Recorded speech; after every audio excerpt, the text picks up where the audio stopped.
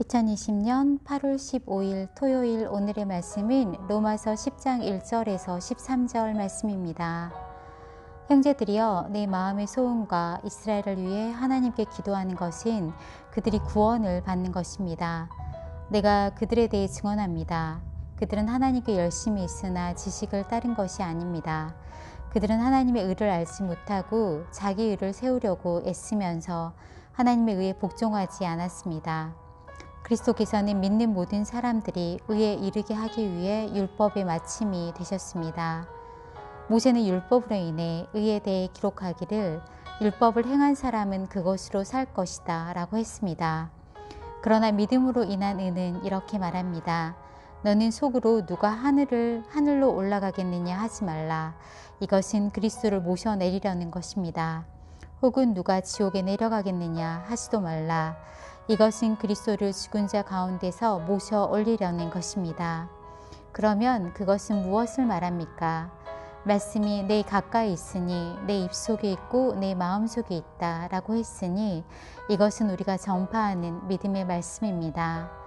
만일 당신의 입으로 예수를 주라고 고백하고 또 하나님께서 그분을 죽은 사람 가운데서 살리신 것을 마음에 믿으면 구원을 받을 것입니다. 사람이 마음으로 믿어 의에 이르고 입으로 고백해 구원에 이릅니다.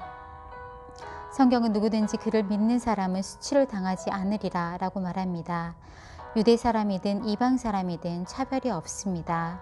동일하신 주께서는 모든 사람의 주가 되셔서 그분을 부르는 모든 사람에게 부요하십니다. 주의 이름을 부르는 사람은 누구든지 구원을 받을 것이다. 아멘.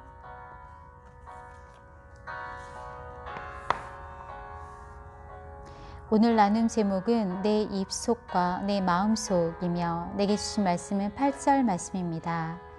그러면 그것은 무엇을 말합니까?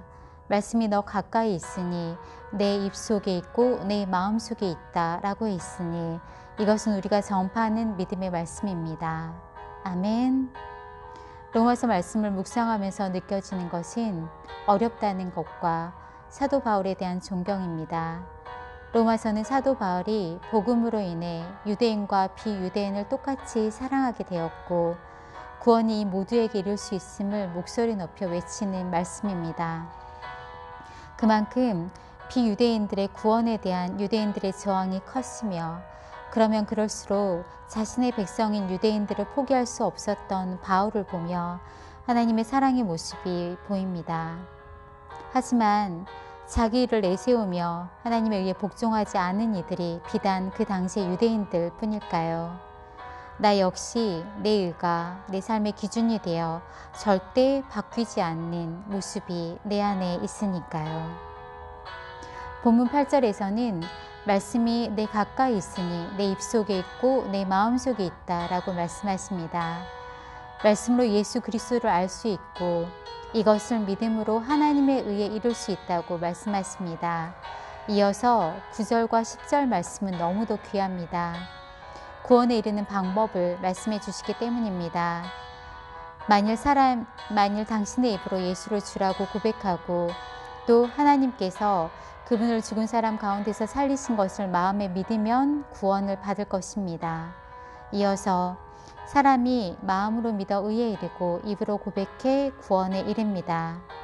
이 말씀만 보면 구원은 참 쉽다라는 생각이 듭니다. 하지만 이 말씀인 예수 그리스도가 내 입속에 있고 내 마음 속에 있는지 묵상해 봅니다. 말씀이 내가 하고자 하는 일의 동기나 의도가 되는지, 말씀이 내가 계획하는 것의 이유가 되는지, 말씀이 내가 입을 열어 하고자 하는 말의 속마음인지, 마음의 걱정과 염려가 밀려올 때 말씀이 그것을 덮는지, 말씀이 나의 즐거움이요 기쁨이 되는지. 구원은 쉽지 않습니다. 행위도 그리할진데 마음은 하나님 앞에 감출 수 있는 것이 없기 때문입니다. 하지만 구원을 주시기 원하시는 하나님께서 주의 이름을 부르는 사람은 누구든지 구원을 얻을 것이다 라고 하십니다. 아멘. 주님의 말씀대로 이루어질 것입니다. 감사합니다.